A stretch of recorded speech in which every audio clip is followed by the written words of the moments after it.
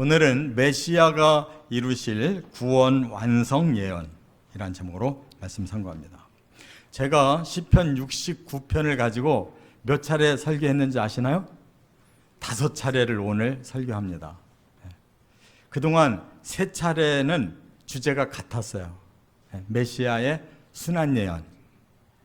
그래서 죄인들을 구원하시려고 예수님이 대신 십자가 달리셨다는 그 말씀을 제가 3차례 하면서 9가지의 그 예언이 예수님에게서 다 성취됐다라는 것을 말씀을 나눴고요. 그 다음에 이제 크게 두 번째 주제가 22절부터 28절에 지난주의 말씀인데, 하나님 나라를 완성하기 전에 악한 자들은 그냥 둘 수가 없기 때문에 예수님이 메시아가 다시 오시면 반드시 모든 악을 제거하는 심판이 있다는 것을 말씀했고, 이제 오늘은 그 절정, 최후의 목적은 바로 메시아가 하나님의 나라, 구원을 완성한다고 하는 예언을 오늘 본문에서 주셨다, 그 말입니다. 그렇기 때문에 오늘 이 구원의 완성 원리를 이제 3가지를 말씀했는데, 그것을 다른 말로 말하면 하나님의 최종 마음, 하나님이 우리들을 향하여 품고 계시는 마지막 마음이 뭔가, 이거를 우리가 알면 그 구원의 완성에 참여하게 될 줄 믿습니다. 첫째, 29절과 30절에 보면 구원을 주시는 위대하신 하나님이시다. 여기서 중요한 게 위대하신 하나님. 그렇기 때문에 위대한 구원을 주신 거예요. 그렇기 때문에 우리가 구원받는 우리도 위대한 일에 참여하는 것입니다. 믿습니까? 자, 29절 같이 읽겠습니다. 오직 나는 가난하고 슬퍼오니 하나님이여 주의 구원으로 나를 높이소서. 자, 이 말은 이미 구원이 완성된 사람의 말이 아니에요. 구원을 원하는 사람의 기도예요. 그렇기 때문에 구원받기 전에 뭐라고 고백하느냐? 오직 나는 가난합니다. 오직 나는 슬픕니다. 그러므로 하나님이시여 주의 구원, 하나님만이 주실 수 있는 그 구원으로 우리를 높은 곳으로 구원시켜달라고 이렇게 기도하고 있는 거예요. 자, 그러면 이것이 이루어진다면 정말로 하나님 위대하시고 우리도 위대한 구원을 받게 된다, 그 말입니다. 자, 그렇다면 아직 구원을 받지 못한 상태에서 우리 사람들의 고백이 오늘 이 고백이 돼야 된다는 건데, 먼저 나는 가난합니다 라는 말이 무슨 뜻일까? 우리는 그냥 부자냐 가난한 자냐 그러면 바로 물질을 가지고 얘기하죠. 성경은 절대 그런 것이 아니에요. 하나님은 물질의 세계에 대해서는 너무 기본적인 것이기 때문에 그런 거를 3000년 전에 우리 구원하려고 계시하는 게 아니에요. 그러면 요 가난하다라는 말이 원어로 뭔가를 봐야 알아요. 우리는 번역을 그냥 가난이라고 하면은 이렇게도 번역되고 저렇게도 번역되니까 정확하지 않아요. 아니라는 단어를 썼어요. 이 말은 뭐냐? 우리가 영적으로 하나님이 주신 창조를 다 잃어버렸어요. 왜? 사탄이 우리를 죄로 끌고 가서 우리는 하나님 앞에 몹쓸 죄인이 돼 있고, 또 죄인은 결국 형벌을 당해야 될 기다리는 자로서 아무것도 내세울 게 없는 비참한 심령을 보고 가난하다 이렇게 말하는 거예요. 그런데 이것을 풀어주신 분이 바로 예수님이셔요.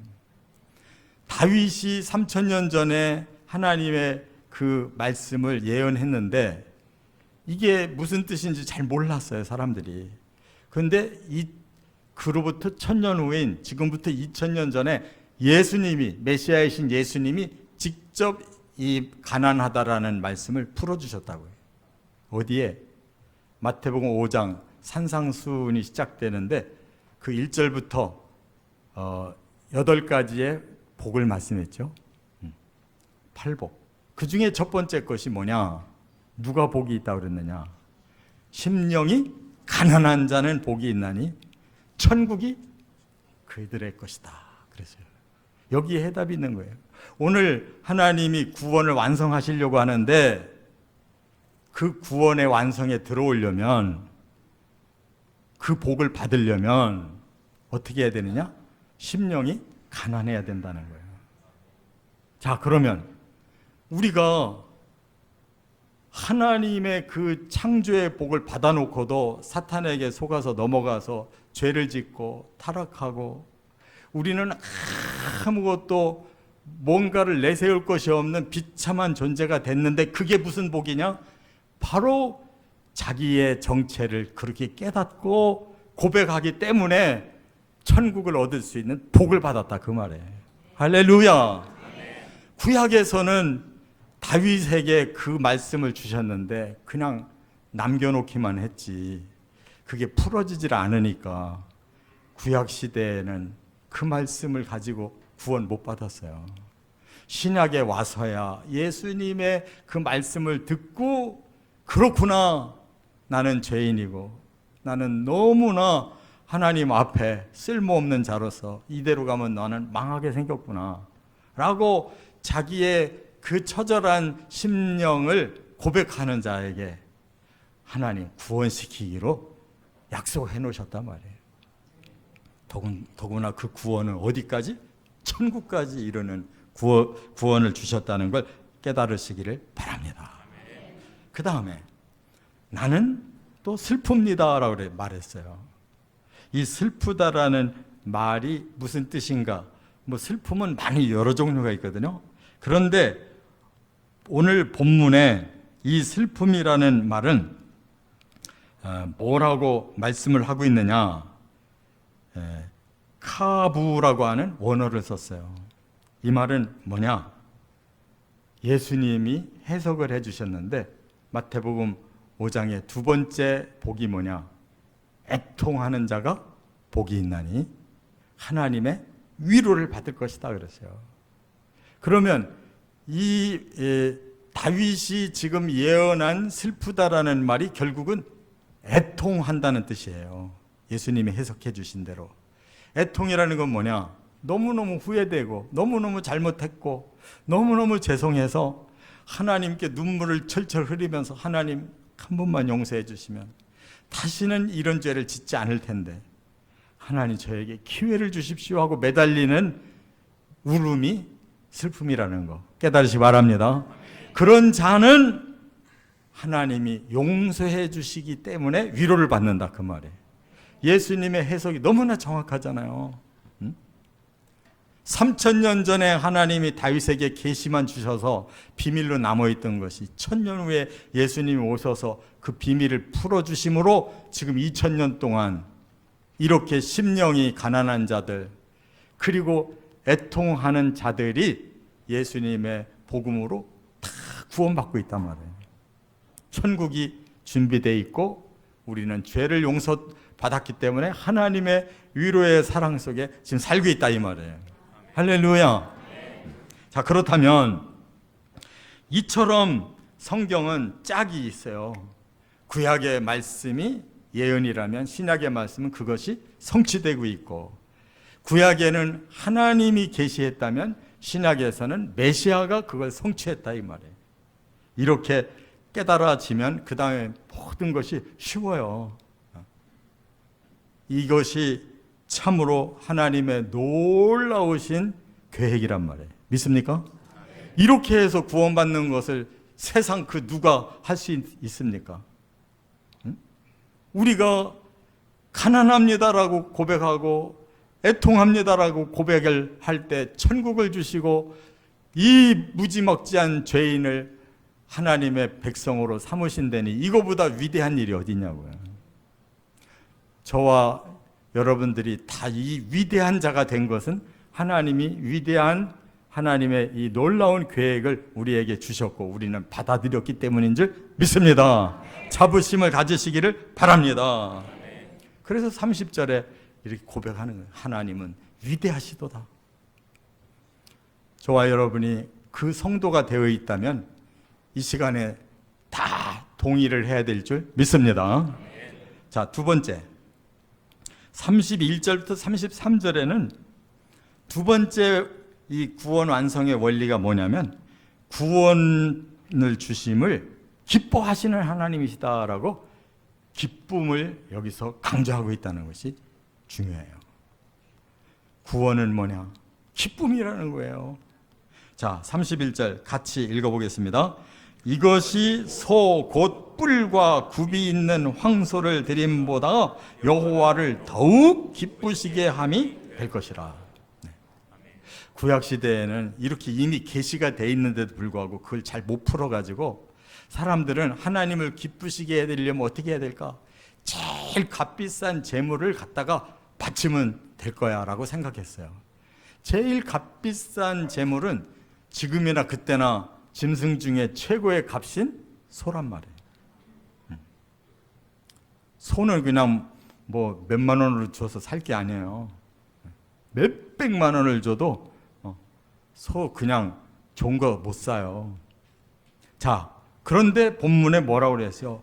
그렇게 좋은 황소를 드리는 것보다 하나님은 딴 데 더 기쁨을 가지신다는 거예요.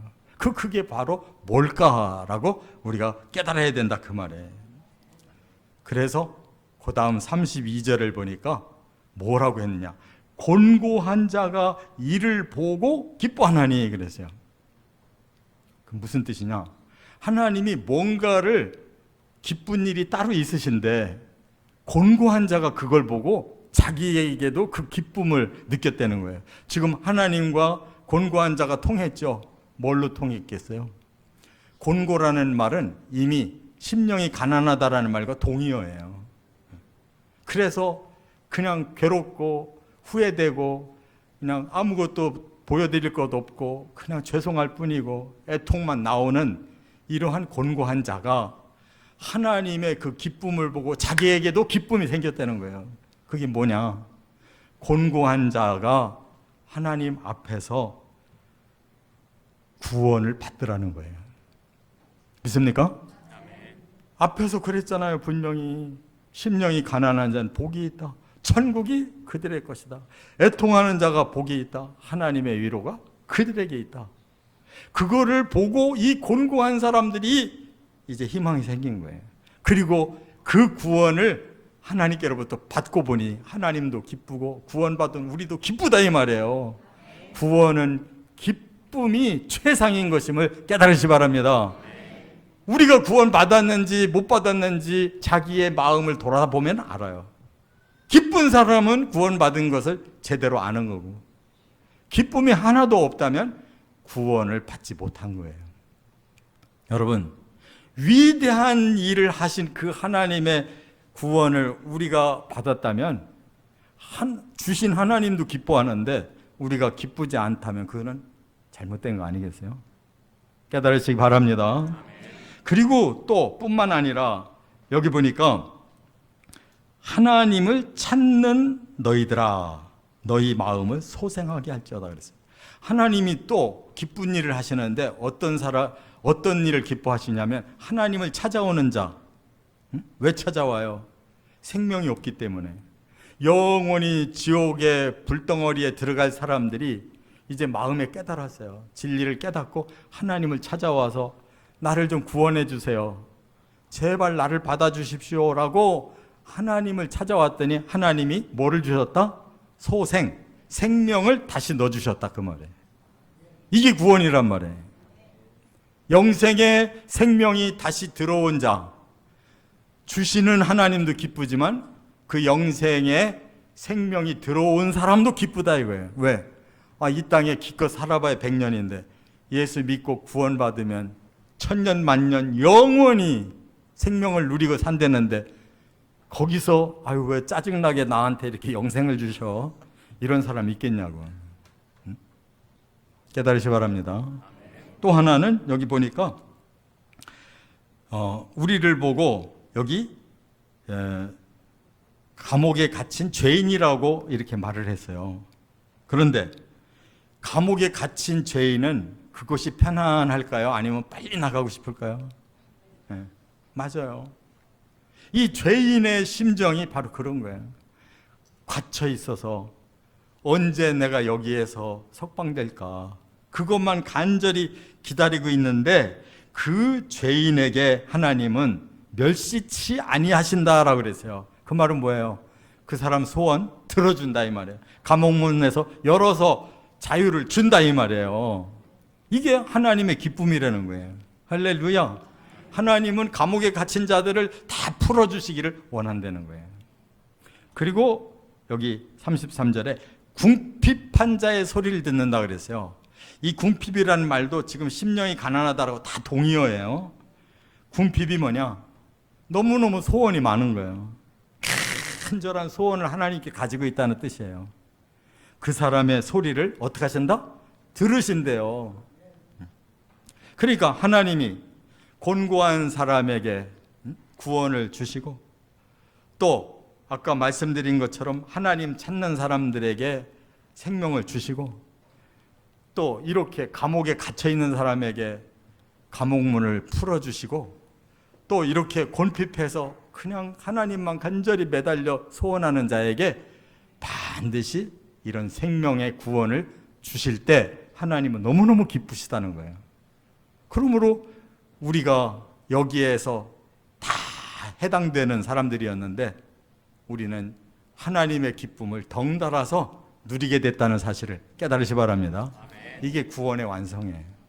천국은 기쁨의 나라인 줄 믿습니까? 네. 반드시 가고 싶어야 되는 거예요. 할렐루야. 자, 그래서 결국 우리가 하나님을 통해서 구원의 기쁨, 생명의 기쁨, 석방의 기쁨 다 받아 누리게 될 것이라는 거. 이게 완성이라는 것을 깨달으시 바랍니다. 끝으로 세 번째 34절부터 36절 진짜 우리 눈에 보이는 완성이 있어요. 그게 뭐냐? 시온성을 완성하신 하나님. 이 시온이라는 단어가 비밀 언어예요. 그런데 오늘 본문에 그 단어가 딱 나와요. 완벽하게 해석했어요. 35절 같이 읽겠습니다. 하나님이 시온을 구원하시고 유다 성읍들을 건설하시리니 무리가 거기에 살며 소유를 삼으리로다. 네. 지금 다윗의 시대잖아요. 다윗의 시대에 시온 그러면 처음에 다윗이 예루살렘을 정복하고 거기에 산봉우리 하나가 시온이라는 이름이 있는데 다윗은 그걸 전혀 무슨 뜻인지 모르기 때문에 다윗성 그랬어요. 그러다가 나중에 깨달았어요. 하나님은 다윗성이라는 말을 한 번도 안 하시는 거예요. 하나님이 하신 적이 없어요. 사람이 부른 거지. 여기는 다윗이 정복한 성이다 그랬어요. 그 다윗도 나중에 깨닫고 다윗성이라는 말을 해본 적이 없어요. 하나님이 다른 단어를 계시하셔요. 그게 뭐냐? 시온이란 말이에요. 시온. 그래서 다윗은 소원이 뭐냐? 바로 시온을 세우고 싶었던 거예요. 하나님의 나라를 거기에 세우고 싶었어요. 그래서 예루살렘을 이제 그가 정복했고 예루살렘에 성전을 세우고 했단 말이에요. 근데 전쟁을 한 사람이라 성전까지는 못 세우게 했어요. 그런데도 그 성전 터를 자기가 헌금해서 바쳤어요. 그랬더니 하나님이 시온이라고 불러주셨단 말이에요. 예루살렘 성전 터만 봐도 시온이라고 하셨어요. 하나님 마음을 아시겠죠? 하나님의 나라는 하나님의 성전이 있는 시온이란 말이에요. 그 다음에 하나님이 이스라엘 백성들을 보고 시온의 딸이다 이렇게 부르셨어요. 그게 애칭이란 말이에요. 너무너무 사랑스러운 딸이라고 이스라엘 사람들을 불렀어요. 그게 선민, 천국 백성의 예표인 줄 믿습니다. 그 다음에 시온성이라는 단어를 쓰신 곳이 있는데 그게 어디냐? 천국이에요. 자, 어디 그렇게 말했느냐? 히브리서 12장 22절에 보면 너희가 이를 곳은, 지금 너희는 누구냐면 성도들을 말하는 거예요. 신약 시대에 성도들이 이를 곳이 있어요. 여기다? 아니에요. 저 위의 나라를 이를 곳이라고 그랬는데 거기에 시온산과 그랬어요. 하나님 나라가 시온 산이에요. 그리고 거기에 뭐가 만들어져 있느냐? 살아계신 하나님의 도성이 만들어져 있다는 거예요. 그 도성을 보고 하늘의 예루살렘이라 이렇게 말씀했어요. 거기가 시온성이에요. 믿습니까? 네. 자, 땅에도 예루살렘이 있어요. 거기는 예표예요. 하늘의 예루살렘이야만 진짜 하나님과 하나님의 백성들이 영원히 사는 시온이 된다 그 말이에요. 이렇게 완성하겠다고 하나님이 지금 시온을 구원하시고 그 다음에 유다 성읍들을 건설하신다. 유다 성읍이라고 말했는데 이거는 구약시대이기 때문에 유다 백성들이 가장 정통성을 가지고 하나님을 경외하니까 유다 백성들로 비유를 하는 거예요. 그러나 신약시대에는 거기가 뭐겠어요? 성도들을 살 곳을, 성도들이 살 곳을 건설하신다. 예수님이 직접 말씀하셨어요. 요한복음 14장에 내가 가서 어디를 가요? 천국을 가서 너희가 거처할 곳을 마련하면 내가 와서 너희를 그리로 함께 데려가겠다 그랬었어요. 거기가 하늘의 예루살렘이고 시온산이란 말이에요. 믿습니까? 거기가 우리가 지금 가야 될 곳을 예수님이 짓고 있어요. 그러면 그 짓고 있는 목적은 뭐냐? 거기 무리가 거기서 살며 소유를 삼기 위해서라 그랬어요. 무리 한두 사람만 가는 게 아니에요. 모든 구원받은 성도들이 집단적으로 거기에 가서 소유를 삼는다는 말은 이스라엘 백성들이 가나안 땅에 들어가니까 지파별로 다 소유를 줬죠. 집안별로 다 소유를 줬어요. 우리도 가면 우리 집이 따로 있단 말이에요. 곽장준 문패가 있단 말이에요. 믿습니까? 네, 공짜로 영원히. 그런데 안 기쁠 수가 없잖아요. 이렇게 하나님의 나라는 완벽하게 준비됐다는 것을 깨달으시 바랍니다. 그런데 보너스가 또 있어요. 36절에 보니까 뭐라고 했냐면 종들의 후손이 또한 이를 상속하고 그랬어요. 여기 종이라는 말은 누구의 종을 말할까요? 하나님의 종, 예수의 종, 성령의 종, 하나님의 일을 한 일꾼들을 말하는 거예요. 근데 그 일꾼들만 거기 부르는 게 아니라 그 후손들까지 부르시겠대요. 그래서 상속까지 시켜주신대요.